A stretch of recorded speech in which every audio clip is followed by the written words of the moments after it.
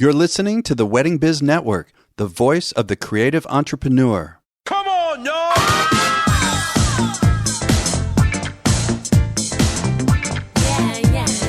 Hey everyone, it's Andy Kushner, host of The Wedding Biz, and this is another episode of The Next Level, in which I have a guest co-host, and together we talk about the interview of the week and kind of suss out a few key topics and help translate them into some specific tactical strategies you can use to bring your own business to the next level.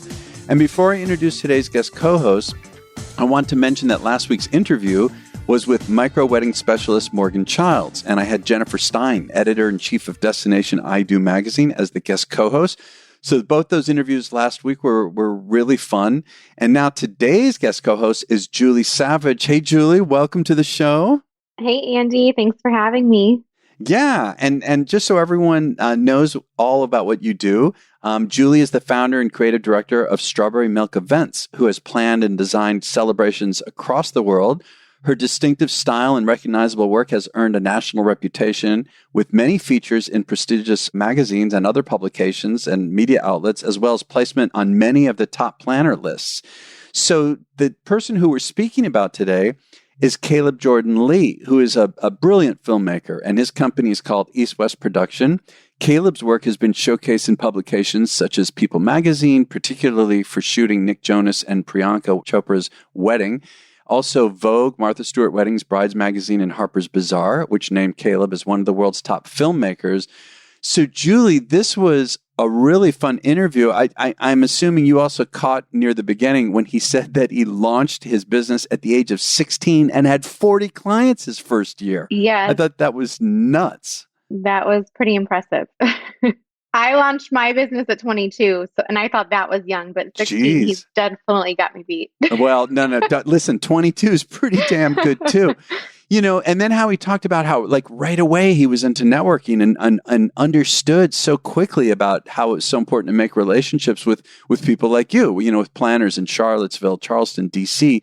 One of the parts of this interview that I thought, was interesting, which I like to find out about everyone, is his process and how he said it's led by planners and how they work, and how sometimes he gets the details from the planner, but has to then figure out in the moment how he's going to handle it, whereas others will sometimes put him in touch with clients, and it goes a lot of different ways. Now, I know that you've worked with Caleb. Like, what is your style? How is your process? Yeah, so I think, a lot of times in kind of the luxury market, we kind of vet vendors for our clients so that they don't have to do all the legwork. So typically we'll reach out to Caleb and obviously make sure that he's available and get his latest pricing and packages, and then pass that on to our client. Typically we do all the communication. We do obviously like to make sure that our clients feel comfortable with the vendors. So we would love for them to do a get to know you call, if possible, or FaceTime beforehand, but it doesn't always happen. A lot of times our clients do just trust us and feel like they know him after, with social media and seeing his work, and they really take our word for it. But whenever possible, if we feel like a client would benefit from a call and just kind of feeling comfortable before the big day, we'll definitely do that. But for the most part, we kind of play matchmaker. And from what I understand, I mean, that's, one of the big reasons a lot of clients will use an experienced planner, right? Is so that they don't have to take that time and effort and energy with all the different people on the team. Yeah. And I mean, when we're matching our clients with the vendors, obviously we're looking at style and budget, but we're also looking at personality. So we want to make sure, and we know the vendors' personalities since we work with them repeatedly. So, we want to make sure everyone gets along and has a great experience on the day, which, isn't hard to do with Caleb because he's a total sweetheart. So it's pretty easy. Yeah. Well, and I know you mentioned before we hit the record button that Caleb had said that he knows that he's not necessarily right for everyone. I thought that was a really good point you made. Yeah, that's something that I think a lot of people, or at least I know I did, struggled with. Maybe it was even up until, I've been doing this for 12 years, but up until a few years ago, maybe 2 years ago, I really just accepted the fact that, I'm not right for everyone, and I'm okay with that. And I think that it's kind of a learning curve because you want to book every client, right? It's kind of the thrill of the sale, but sometimes it's a blessing in disguise when a client does go with someone else. It doesn't mean that you're less qualified or less capable, but it was just different people have different tastes or, different budgets and a different match. And when you get into that luxury niche, kind of that window of opportunities tends to get smaller and smaller. What is your dream client? And I think it took me a while to learn and be okay with that. And so I thought that was pretty profound for him to say too, being, so young that he learned that, it sounds like, earlier on. What did you think when he talked about how he doesn't really scale? He's purposely not scaling. Yeah. I mean, that really clicked with me too, because I think that you have to decide what's going to be true to yourself. And for some people, it's scaling and growing the business part. And for others, like Caleb, it's the art of it. And that really requires it being you and not passing somebody off to an associate, and kind of keeping your hand in it from start to finish. And that's also the model that we've adapted here at Strawberry Milk. And so, just putting it into words, it's like, yeah, like this might not make me the most money as maybe scaling something, but it keeps it true to who he is, and keeps it, interesting. And that's why he does what he does.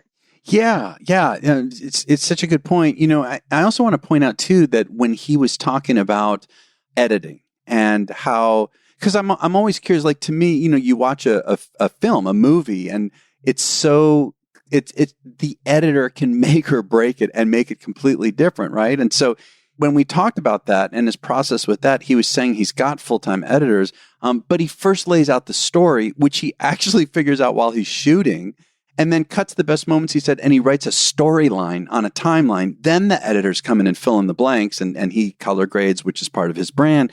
But the fact that he writes a storyline, I thought that was really cool. Well, that's what separates him from the rest too, is he's thinking about that ahead of time and as he's even filming, and so that's why I think the emotional pull of his films, obviously they're beautiful, the editing, the color grade and all of that, but like the emotions behind it, it's intentional. And he's thought about it before even, he sits down to do that, about what that storyline is going to be. And he even said that he really thinks about what's important to the couple. Like, is it the fact that they want to party? Is it something that's more intimate about the I do? And then he really makes that the focus of the film. And so that could change with each client, but he's really putting the client first.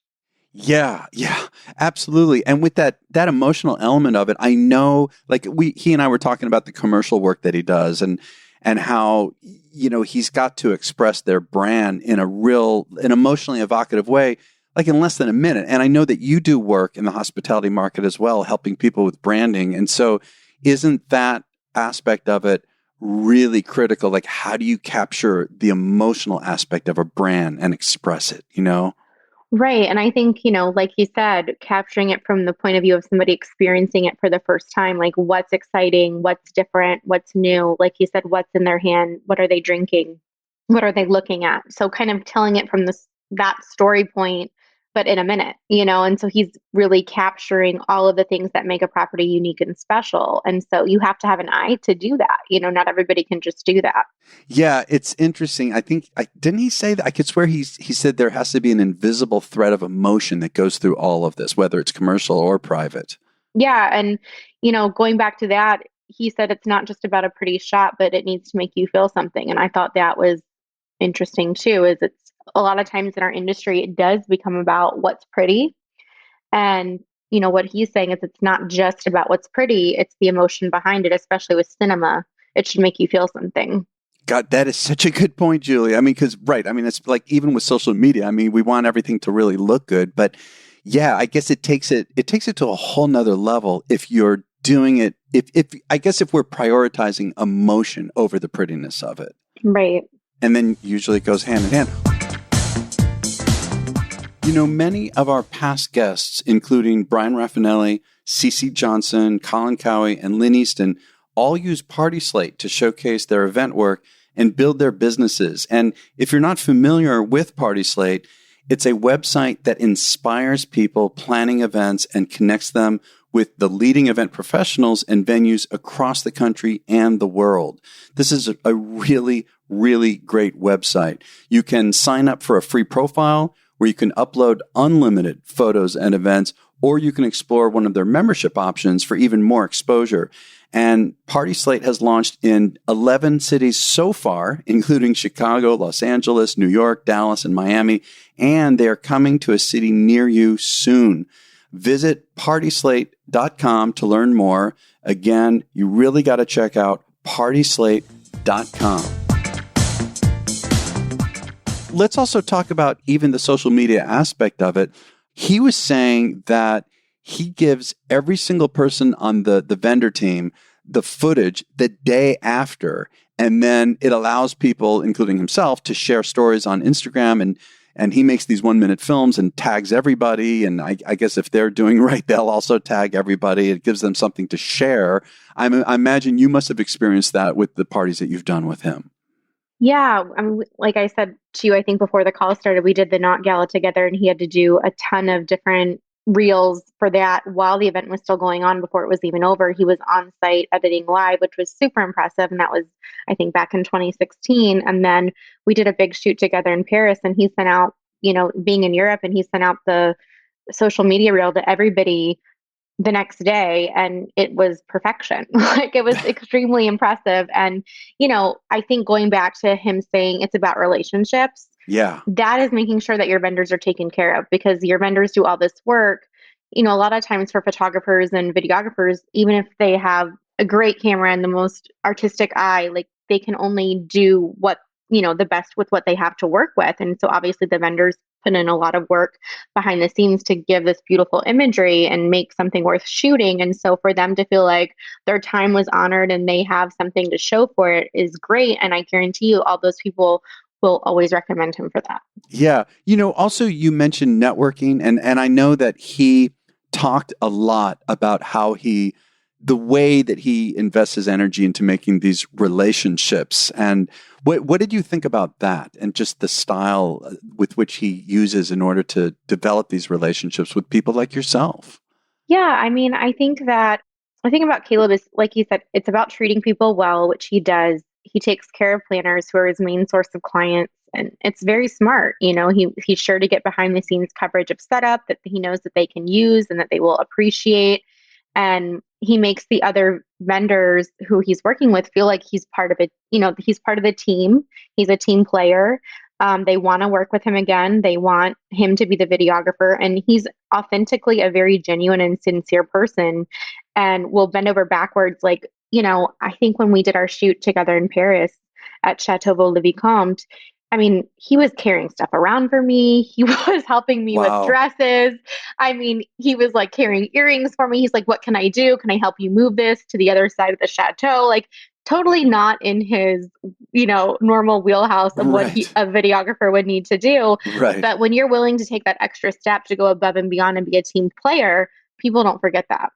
Well, and I'm thinking too, this is kind of a whole nother topic. We didn't exactly get into this with Caleb, but for destination weddings, to fly out with someone into a place where it's not your home base, and you've got to deal with so much being the planner and the designer on your shoulders. So that must be, he's probably one of the first people you think of, even, forgetting who he is, but just when you travel, knowing that he's there for you like that. Yeah. I mean, I've been doing this almost 12 years, and I've had vendors that I've worked with on jobs that, got paid a lot of money, and they looked at me and said, that's not my job. I'm not going to sweep the floor. Oh my God, really? Oh, geez. And, and their team had done something to mess the floor up, and it needed to be dealt with. And we were all doing a million things. That person was not a team player. I remember that still to this day. Caleb would have picked up the broom before I even had a chance to turn around and look for my assistant. That's just the type of person he is. So I feel like someone with that attitude, and really it's genuine. It's not like he's trying to suck up to anybody or impress. Like, that's just him, and it goes a long way. And when you're on a destination event, usually it's a smaller team. Overall, it's a smaller vendor team that you're bringing. And so to have people that are willing to kind of pitch in and do things that might not be on their contract, it's really memorable, especially for a planner. Yeah, no, that makes so much sense. I'm also thinking how for myself in my music business, I guess one of my ways of doing that is trying to help out and if there's any musicians listening or DJs, to set up shots in a sense for, if I was working with Caleb, and I try to do this at all, especially weddings, with not only the videographer, the filmmaker, but also the photographer, is if I know something's about to happen and they may not realize it, I will go grab them and say, hey, you might want to be right here next to the stage. I'm going to set something up on stage or something like that. So, Right. I think there's so many different ways to have teamwork. Yeah. And a lot of people don't think about it because they're just so, they're concentrating a lot of times on what's my job here, right? Yeah. Just let me not mess up my job here. But if you can, get outside of yourself and really like help somebody else out, I just think that, karma and Goes a what long goes way. around comes around, and people will always remember you for that. Yeah. Yeah. Before we go, there was one more topic too. I mean, Caleb is getting known for having done Nick Jonas and Priyanka Chopra's wedding. And I thought it was funny how he got that wedding a week before. I mean, crazy. Yeah. Talk about stress, right? Yeah. Well, and then how because he basically live edits so much stuff, he had to put together a team of 5 people in that week and go travel and get, what did he say, like 40 page contracts and together really quickly and all these visas. Yeah, they all had to get visas, and the visas take a certain amount of, he had told me the story before, but he said the visas take a certain amount of time to like come back, and they didn't really know until like, I think maybe a day or two before if they were even going to be able to go. So it was like really nerve wracking, I'm sure. But when you're doing events like that have a lot of, NDAs, I think they didn't want to tell anybody too soon. So they were waiting to ask a vendor until the last minute so that I guess the media wouldn't find out. And so that's part of it. Yeah, it's amazing. We should all remember that if we have some open dates, who knows what might happen at the last minute. Exactly. And he said, had he taken something just to fill that date, he wouldn't have been able to say yes to that amazing event. And because he, is more particular with the clients and the events that he takes on, he had it open. And so, I thought that really resonated with me when he said, saying no to one thing often means saying yes to something else. So, right. It's funny. This makes me think too, there was this was some, I don't know, like 3-4 years ago. I had a key date in October open, for my top band. And I was flipping out, Julie. I thought, what's wrong? What is wrong with me? What's wrong with the band? Well, it was just like, I think it was 3, if I remember correctly, like 3-4 weeks out, we got this enormous corporate job in Singapore, which ended up being massive for the career. And I remember just like flipping out before and then getting this thing at the last minute. And ever since then, it's like, yeah, I think you put out the right positive kind of thoughts and actions and behavior. And like you said, it goes around, comes around. Well, it's like you said, do you want to do a lot for mediocre price range, or do you want to charge more and be more exclusive? And it just comes down to, what feels right for you and your brand, but you have to be true to yourself. And if you decide you want to do luxury and you're going to be more exclusive, you can't really compromise and just kind of open up your dates last minute because they're open and start diluting your brand. You just have to kind of go with it full steam ahead. And then you could get an opportunity, like that and make it all worthwhile. Yeah, absolutely. Well, that is all we have time for today. I want to thank everyone for listening. And yeah, thank you for having me. Oh, God, Julie, it was a pleasure, Yeah. And I want to mention how everyone can find out more about you. Go to strawberrymilkevents.com. Again, strawberrymilkevents.com. And Julie's handle on Instagram in particular is also Strawberry Milk Events. And for Caleb, go to his website. It is eastwestproduction.com. Again, eastwestproduction.com. His social media handles on Instagram, he's got 2. He's got East West Films, and then he's got Caleb Jordan Lee. All of this for Julie and for Caleb is in the show notes at theweddingbiz.com. And I want to mention before we sign off next week's episode, and it's going to be with Siwar and Majida Bisharat of My Event Design out of Jordan, who plan and design absolutely stunning weddings worldwide. So be sure to tune in next Monday. And finally, I want to thank our sponsor for today, and that's Party Slate. And you can find them at partyslate.com. And we'll catch you all next week on The Wedding Biz.